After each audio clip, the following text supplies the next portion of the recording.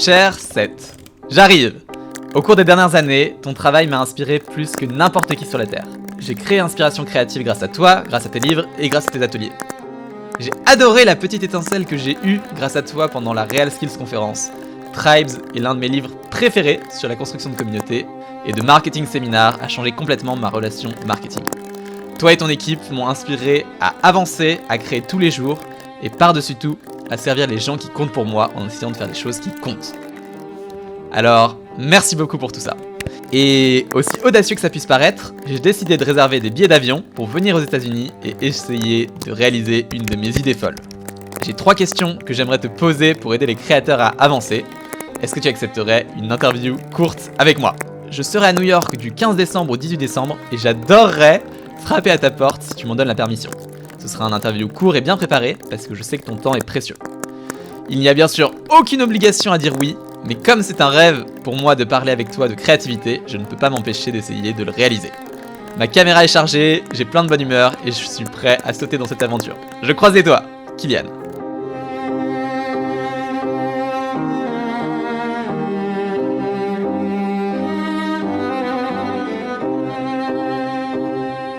Les amis, je prends l'avion demain pour le Canada, qui est notre première étape pour aller rencontrer Seth Godin, en tout cas tenter de le rencontrer. Je rejoins Thomas ce soir à Paris. On prend l'avion pour le Québec, où on va tourner toute une saison de notre podcast. Et ensuite, le 15 décembre, normalement, on est à New York pour essayer d'aller taper à sa porte en espérant qu'il nous dise oui. On lui a préparé un joli mail qu'on va lui envoyer dès qu'on sera arrivé au Québec. Et les billets sont pris, j'espère qu'on fait pas ça pour rien. Et qu'on va avoir une réponse de sa part, et puis sinon on aura tenté l'aventure.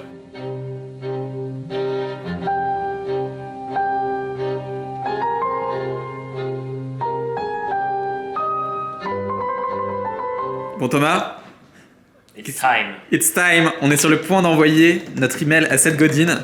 On l'a tous les deux rédigé et en fait on va l'envoyer au même moment, au même instant, avec des intitulés de mail quasiment similaires. Et un mail par contre un peu différent qu'on a adapté chacun de notre côté. Le nom de l'email qu'on a pris c'est The 3 Question Adventure. The 3 Question Adventure. C'est magnifique et on a écrit un super joli mail. Donc voilà, on croise les doigts. Moi c'est le même avec Kylian Talent. Et l'idée c'est que Seth puisse le recevoir au même moment pour nous deux et qu'ils se disent oulala mais qu'est-ce que c'est ? Qu'est-ce qui se passe ? What's going on? Bonne chance à nous Thomas, bonne chance à nous. Le début de l'aventure. 3, 2, 1.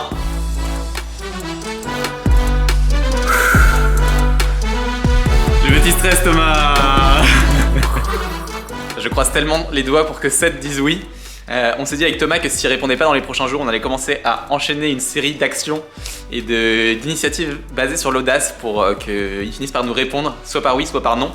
Et s'il nous répond pas, dans tous les cas, on va quand même à New York taper à sa porte, cogner. On a essayé d'appeler tous les gens qu'on peut pour essayer de voir si quelqu'un peut nous répondre. Voilà, en tout cas on va rien lâcher jusqu'au bout et on croise les doigts maintenant. La balle est dans son camp.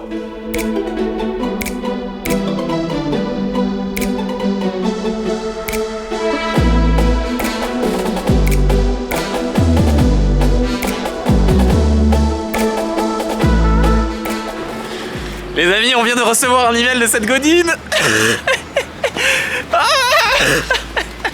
Il nous a répondu, il est d'accord. Ouais. Voilà, c'est la fin de ce vlog. Salut, allez, bonne ciao. journée. Non mais attends, bon alors il faut expliquer ce qui se passe. Oui, on est à la fois hyper content et en même temps hyper... il manque un petit truc parce qu'il nous a dit I admire your journey guys. Il admire notre voyage, notre aventure. Mais il nous a dit aussi à cause de l'épidémie, je ne vais pas vous recevoir en présentiel. Par contre, je suis chaud pour qu'on se voit sur Zoom et qu'on mette un bon setup pour le mettre en place. Donc il est ok. Mais bonjour monsieur, bonjour, salut. Mais donc, on va pas pouvoir le voir en direct. Ouais. Donc là, on est à Montréal. On se dit qu'est-ce qu'on fait ? Est-ce qu'on va on sait pas en fait. Donc on va déjà le voir, c'est sûr. Déjà, c'est trop bien. Déjà ensuite... donc interview avec Seth Godin, check. Yes. The list. Allez hop. Et ensuite, voilà, qu'est-ce qu'on fait ?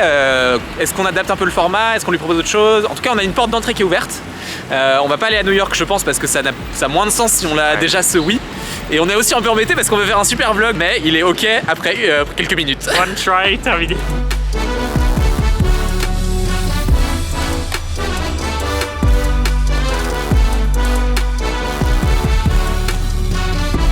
Bon, avec Thomas, on est assez saoulés parce que Seth Godin a répondu beaucoup trop vite et nous on voulait aller à New York taper à sa porte. Du coup, on est un peu chamboulés parce que. Le vlog est trop facile. Voilà, c'est la fin du vlog. Ciao, allez. Non, blague à part, on a décidé du coup de vous partager aussi quelque chose qui peut être super intéressant, qui va être tout le process qu'on a pour aller chercher les meilleures questions possibles du monde. Et on s'est dit avec Thomas qu'on avait envie d'aller non pas puiser que dans un cerveau ni dans deux cerveaux, mais dans un maximum de cerveaux. Donc on va aller questionner pas mal de nos amis ces prochains jours pour se dire mais qu'est-ce que vous poseriez vous comme question à Seth si vous pouviez l'interviewer 30 minutes avec lui.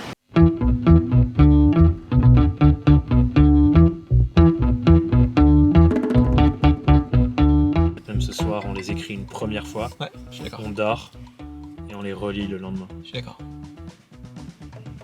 Ok, je te refais, en complément des deux premières choses qu'on s'est dit, je te refais juste le bilan des questions, des réflexions qu'on a eues. Une réflexion donc sur l'idée que tu as partagée qui a été la plus précieuse pour toi, dans tous les écrits que tu as fait. Il y avait cette question sur overvalued, undervalued, donc ce qui est surévalué et sous-évalué, et le contraire, c'est-à-dire les choses que tout le monde prend pour importantes mais qu'on pourrait passer à la trappe. Celle-là, je trouve qu'elle est intéressante. Moi, je pense que ça, c'est les choses que tout le monde prend pour acquis, c'est ce qui est overvalued pour moi. Ouais, mais en fait, la question, je l'avais posée dans les deux sens. Oui, c'est dans les deux sens. On a évoqué la chose la plus étonnante qu'il a découverte ces dernières années et qui le rend plus aware. Il y avait une suggestion sur What do you do when things get too much? Oui. Donc vraiment, tu vois, le lâcher prise peut-être derrière. Tu vois, c'est trop la fin d'année, quoi. Ouais. Et je vois des gens qui paniquent un peu. Que ce soit trop en mode, tu vois, tout d'un coup. Ouais. Et je pense que c'est bien d'avoir des pratiques là. Je la trouve intéressante, mais peut-être moins. Je pense pas que c'est. Moins intéressante. Mais. Je pense pas que c'est le mec le plus pertinent là-dessus. Ouais. Mais puis bon. Il y avait de manière plus simpliste, et je suis pas sûr de vouloir la prendre, mais je l'ai quand même noté, qui est l'erreur la pire qu'il a faite et qu'il s'est appliqué jamais refaire. Mais ça fait un peu trop. Vraiment standard, tu vois, dans notre. Ouais. C'est trop simpliste, je trouve. Même si on va quand même chercher des questions simples, je trouve que c'est un petit peu trop simple. Comme Seth Godin nous a dit de ne pas venir à New York, on a décidé plutôt de rester au Québec et d'aller en Gaspésie, qui est une des régions les plus calmes et les plus sauvages du Québec, afin de bien se préparer pour l'interview et surtout d'être calme pour le faire dans les meilleures conditions. Bon les amis, l'interview avec Seth Godin est dans 1 heure et petit stress. C'est quand même quelqu'un d'important, potentiellement une des plus belles occasions d'interview de ma vie jusqu'à ce moment, donc j'essaie de dézoomer et de pas trop m'inquiéter, mais petit stress, on a préparé 3 questions avec Thomas, on a envie de s'intéresser à certaines pratiques, on a envie de s'intéresser à la notion d'éveil et d'audace, et une 3e sur aussi tout ce qui peut paraître undervalued et overvalued. Je vous laisse un peu la surprise pour l'interview, mais voilà, donc on est plutôt prêt, on va finir de les formuler bien pour que ce soit vraiment clair pour lui et pour vous aussi en tant qu'auditeur. Mais voilà, petit stress à 1 heure de démarrer l'interview et j'espère que ça va bien se passer. Il y a quelqu'un qui vient de me dire, Thomas, si jamais le stress monte trop, imagine que tu es un lion à qui rien ne peut arriver. Est-ce que tu es prêt à imiter le lion, Thomas? Il y a un lion en moi. Énorme. Ceux qui ont la référence, dites-le moi. On a fait un magnifique setup avec Thomas. On n'est pas équipé de nos meilleures lumières. Alors on a fait un petit setup avec des lampes de chevet. 1, 2, on a une grosse lampe, 3, on a une autre lampe là, 4, Thomas, 5, ça va, tu es bien illuminé, 5, là. Et puis voilà, la lumière commence à tomber en Gaspésie, donc on a encore un peu de lumière du jour, mais on interviewe Seth Godin à 16h ici, heure locale. Il y a des chances que la lumière soit plus très bonne à ce moment-là, donc on espère qu'on va quand même nous voir à la caméra, et puis on va mettre quand même cette caméra derrière pour pouvoir nous filmer. Tu sais que la clémentine était un gros vecteur de stress? Non. Si, ça fait monter le taux de stress dans le sang. C'est vrai? Non. Plus que 20 minutes avant cette interview. I'm excited. C'est un tournant de notre activité. Vraiment, je pense qu'on peut le dire. J'en sais rien mec, c'est un super moment. Je sais pas. C'est en tout cas un moment fabuleux. Mec, c'est un gars qu'on suit depuis des années. C'est vrai. On a dévoré tout ce qu'il fait. À quel point c'est un tournant, ça reste un interview, tu vois. Ça reste une interview, mais mec, quand même. C'est vrai. Quand même, tu vois. J'ai une pointe de fierté, une pointe de stress. Une pointe de bonheur, je suis très content de le faire avec toi. Je suis trop heureux. Je suis confiant dans nos questions. 3 angles intéressants. Titi! Allô? T'es en direct dans le vlog. À tout moment, on a le setup là, tu le vois en bas. À tout moment, Seth Godin peut se connecter et t'es en direct avec nous. Je raccrocherai très vite dans ce cas-là. Arrête, hein, je suis content. Ça va, vous êtes tranquille là? Ouais, on est bien. Ouais, ça va. Bon, Titi, j'ai une vraie question à te poser. On est à 20 minutes de l'interview. Qu'est-ce que tu poserais comme question à Seth Godin? Je sais pas, moi j'ai pas réfléchi. Est-ce que ça va bien déjà? Très bien, très bien. Bon, on a encore un peu de temps, mais dans 15 minutes, c'est time.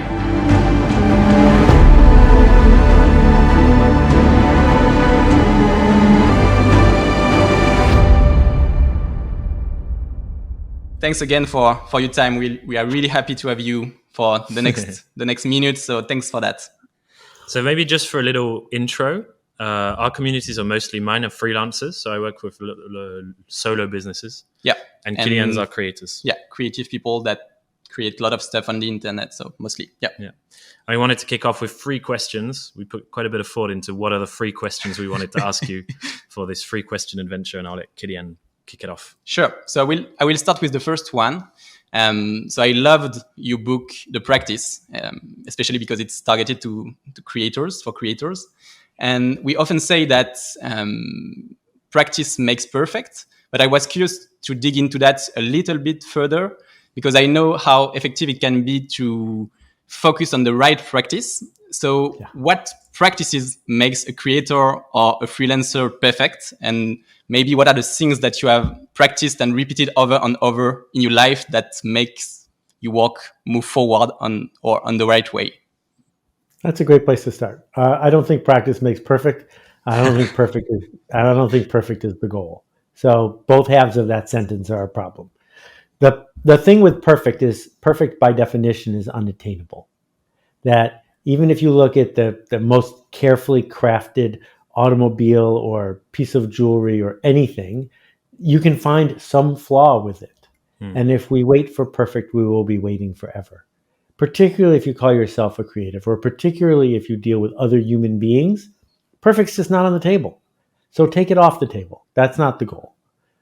The goal is to matter. The goal is to be missed if you're gone. The goal is to make a change happen.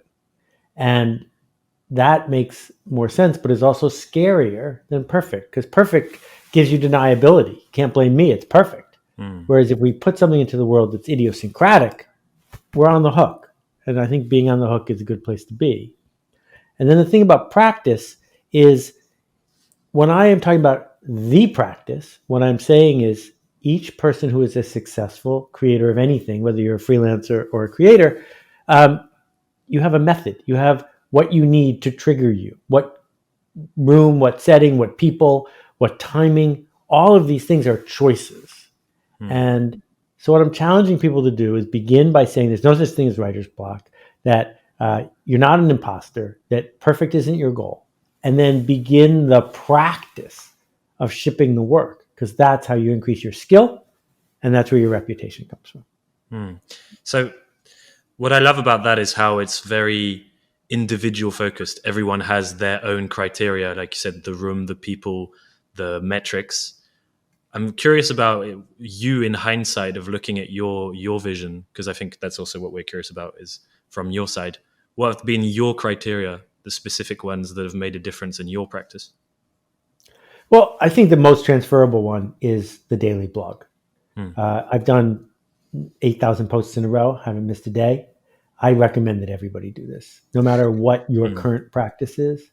Because, tomorrow will be Wednesday and there'll be a post on my blog. It won't be there because it's perfect or because it's the best one I ever wrote. It will be there because it's Wednesday.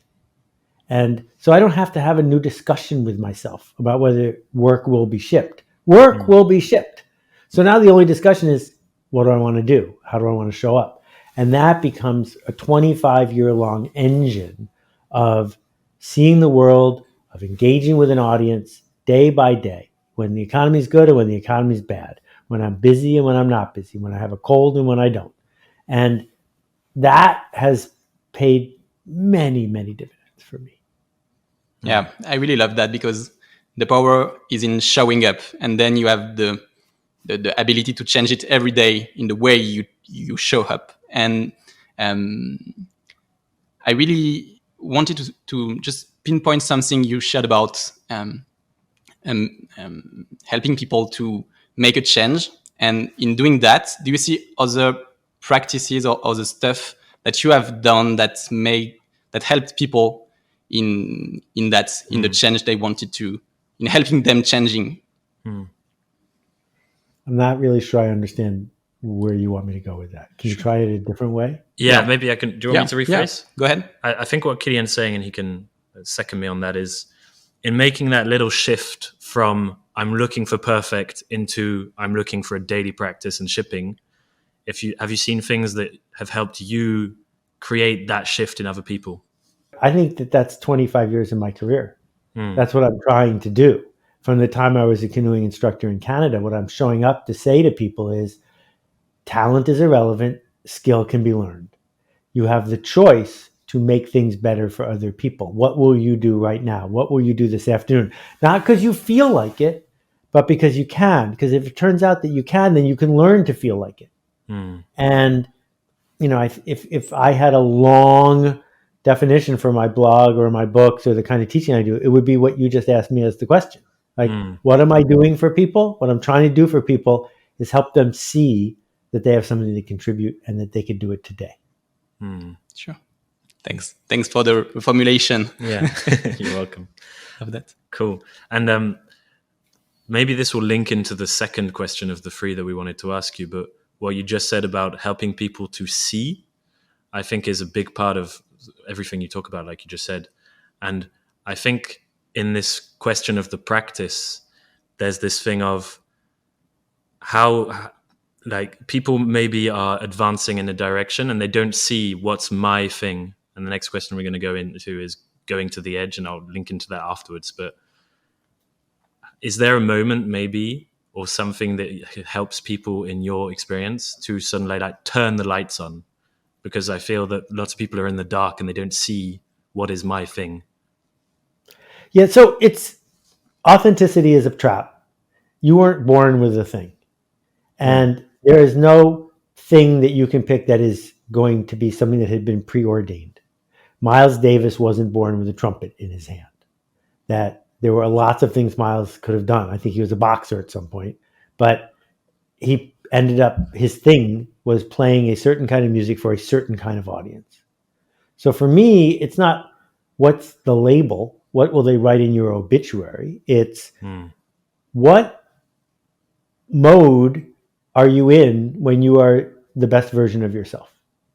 For an emergency room doctor, it's different than it is for a novelist, right? The novelist is in their best mode when there's no one in the room and when the book is due in 6 months. Whereas an emergency room doctor would go crazy in that setting. But after the novelist has published their novel and it changed someone's life, they made a connection. After the emergency room doctor has cured somebody or seen somebody who had felt unseen, they've made a connection. So we're using up all this atmosphere and all this space and burning all this carbon for why? To make a difference for somebody. So we got to say, what's the change we seek to make? Who are we seeking to change? I love these ideas of finding the mode. I think it's really useful. Yeah. We were really curious about the idea of going to the edge with our second question. Yeah. You want to? Sure. So I love the fact that you said authenticity is a trap just before we got to this, because what I was going to say is, with your talking about going to the edge and not creating average work and really differentiating in our own specific way, I was going to say, I think people see finding your own kind of weird as a path, which is often linked to authenticity. But I love how you just sort of like scooped that out of the field right away. So what I wanted to come to is, I feel there's this sort of opposition between people desire to find their thing, find their mode, go to the edge in their own way. And at the same time, and maybe that's due to how the world is at the moment, I feel there's a big and bigger pushback. The fact that there's more and more polarization, like online discussions are more and more vivid. And there's also, I feel, in our two communities at least, this kind of fear of stepping out too much. And so I'm curious of what your thoughts on that opposition of, I want to stand out and I want to go to the edge, and at the same time, I'm scared of it actually happening for real. Sure. Well, you should talk to Steve Pressfield. I mean, this is resistance. If you step out too much, it's a form of hiding because you are putting your face in front of a hand that wants to punch somebody. And of course, you can't be expected to do real work because you're being punched. On the other hand, if you fit in all the way, you don't matter and you might as well not show up. So The practice for me is not about what does social media think of you or how many friends do you have. The practice is, who's your smallest viable audience? Is it one person? That would be enough. Is it your 6-year-old godson? That would be enough. Is it 100 people in this community or 1,000 people in that town? Who are you seeking to change? And you can ignore everyone else. But the opportunity for each of us is to say, yeah, I need to make a living at this. So I need 3 clients who would miss me if I was gone, who have a big enough corporate budget to pay me 6 figures a year. And I don't care about anybody else, because particularly if you're a freelancer, your future is defined by your clients. If you get better clients, you have a better future. So instead of whining about what the people you're working for want from you, pick who you're going to work for. Which links back into finding your mode with the practice of getting deep with those people and not the others. So maybe we can jump out to the third one. Yeah, sure. Sure, and we'll keep going on that. We were really curious about some things in your work, in your books, in all the blog posts and the knowledge you shared. We see that some ideas are sometimes in the society undervalued, and some of them are overvalued. And we were really curious to see with you some of them that you feel might have been undervalued, and some of them might have been overvalued. So what's your thoughts on that? Well, I don't think anyone will be surprised that lots of people in internet culture are looking for a short run, quick fix that enables them to, quote, get the word out or make a living or hit their numbers this week. And I almost never blog or write about that, but when I do, that's what people think I do. They call me a marketer. I think it's way more important that people focus on climate and education and dignity, but those are the posts I do that tend to get the least amount of traction. I don't care. I'm still doing them because that's my work. I'm not here to please the maximum number of people. I know how to do that. I just don't want to do that. And, this mindset of hustle that has come upon us, which is now amplified with the whole GameStop thing. I mean, short-term hustle, you never meet someone who was a short-term hustler 5 years ago who says, I'm glad I did that and I'm still doing it. Never happens. And I think it's also one of the things we thought with this question is relevant is in even just this conversation, there's probably things that people will hear and they're like, oh yeah, I've heard Seth say that already.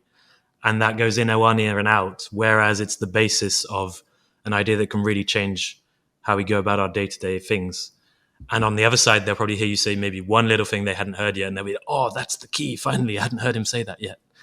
What would you say to those people? Well, I mean, I don't repeat myself because I'm out of ideas. I repeat myself because these are the things that actually work. And, I can't tell you. I mean, I wrote This is Marketing because I kept getting asked the same things over and over again. And status roles and affiliation, it doesn't take me very long to talk it through. But I was like, let me just write something for those people. And what they really want to hear is, well, if you put a number in the subject line and you tweet at 3:00 and you have a squeeze page, your revenue will go up 15%. I'm sorry, I can't help you with that. Sure. And one last thing around this question of overvalued and undervalued. So we are talking mostly to creators and freelancers. Is there an idea that you loved, but that has felt undervalued by the people that read you or meet you, that is really important to you and that would help a lot creators and freelancers? Well, I mean, I think there's a bunch of them. That's what someone who writes like I do does, is we pay attention to the ones that people haven't understood yet. So we try to find a new way to say them. So I'm not sure itemizing them here is going to make it more likely that someone gets the joke. What happens is people rationalize themselves that they have to play the bad game and race to the bottom because they got to pay the bills. Yeah. And then they're trapped. And if you're on Fiverr or if you're on Elance, you've already given up because you're racing to the bottom. And the problem with the race to the bottom is you might win. And so my argument is take the short amount of time it takes to actually do the reading, understand the genre, figure out who the clients you want to have are, figure out what kind of work you would need to do before they found you so that they would want to find you. And too many creators, I hear from them every day by email, say, well, I'd love to do that, but my clients won't let me. Well, get better clients. And we come back to that. Awesome. Thanks a lot, Seth. Yeah. Anything to add? I just want to say once again, thank you. I feel like I've heard these over and over again, but each time I hear them, it's a great rebound. So ultra precious even for me. So thanks a lot. Glad I could be of help. Keep making a ruckus, guys. Thanks. See you, Seth. Bye. Bye-bye. C'est fait. Il est really express. Ah ouais, il est... Bon, en même temps, on lui a dit 3 questions. Ah ouais. Mais tu vois, genre, c'est pas le genre à... Ouais. Mais c'est Il fait. répondit pas. Ouais. Désolé pour la question où j'étais un peu flou. T'inquiète, c'est ok. Bon, ben... C'est fait, hein. Ça va? Ça te va bien? Ouais. Bah, en vrai, on lui avait dit, il a raison de dire just tell me where we're going with this. Tu vois. Ouais. Et c'est ça, permission marketing, c'est on lui dit 3 questions, c'est 3 questions, c'est pas on prend 40 minutes. Ouais. Mais c'est juste un sentiment d'express, et en fait, moi je m'attendais à rebondir un peu plus, et en fait, donc lui il avait 3 questions en tête, on y va, on fait nos 3 questions, et that's ok. Ah, c'est fine. En vrai, c'est Très fine. rempli. J'aime bien, il a ce côté toujours un peu, tu sais, un peu in the ideas, tu vois, dans les idées de. Ouais, grave. Prends un pas de recul, tu vois. Ok, viens dans mes bras, mon ami, viens dans mes bras. Viens dans mes bras, là, grand. On s'avance cet instant-là. Là, tous les deux transpirants, cul du cul. Mec.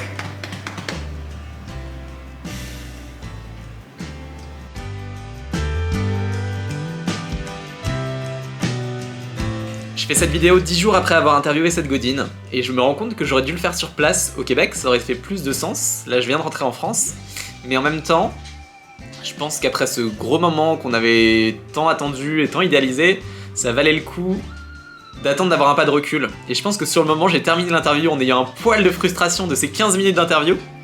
Et en même temps, je vais vous expliquer, je me rends compte après coup que il y a un joli apprentissage aussi derrière tout ça. Mais voilà, j'avais besoin de digérer tout ça, et donc j'ai pas fait ce débrief juste après. J'ai pris un petit peu de temps et je le fais maintenant, là, juste avant Noël, avant de partir pour les fêtes. Et donc de retour en France, j'ai adoré ce qu'il nous a dit. Ce qui m'a frustré sur le moment, c'est de me dire que j'imaginais peut-être un interview qui allait durer 30, 40, 45 minutes. Et en fait, ça a été très rapide. Donc il a vraiment respecté à la lettre ce qu'il dit lui-même de permission marketing. Il a vraiment respecté à la lettre une logique qui est de... On lui a fait une demande, c'était 3 questions, on lui a posé les 3 questions, le but pour lui c'était pas de s'étendre plus que ça. Et donc on avait ce petit décalage qui sur le moment m'a apporté un poil de frustration. J'étais aussi un peu chamboulé et stressé à un moment dans l'interview parce qu'il y a une question que je lui pose qu'il ne comprend pas et qu'il me demande de reformuler. Et ça m'a fait douter parce que voilà, c'est un interview en anglais, c'est la première fois que je le fais, et en même temps, quand je revois la question et que je la regarde maintenant avec un pas de recul, je me dis juste qu'il me demande si je peux bien expliquer dans quel sens j'ai envie qu'il aille, donc c'est pas non plus aussi dramatique que je l'imagine. Mais voilà, globalement un très bon bilan, je suis très content de cette interview avec Seth Godin, et je me dis qu'on est tous à un pas de certains de nos rêves et qu'on peut juste les réaliser en osant, en ayant un poil d'audace comme on l'a fait en envoyant ce mail et en faisant cette demande. Et voilà, si vous écoutez ça, j'ai envie de vous encourager tous à vous dire quelles sont les demandes que je n'exploite pas, quels sont les trucs qui me font rêver et auxquels je n'ouvre peut-être pas juste un tout petit peu la porte. Et si j'ai un dernier mot à dire sur cette vidéo, c'est juste allez-y à fond, osez, et le reste à suivre. Let's go!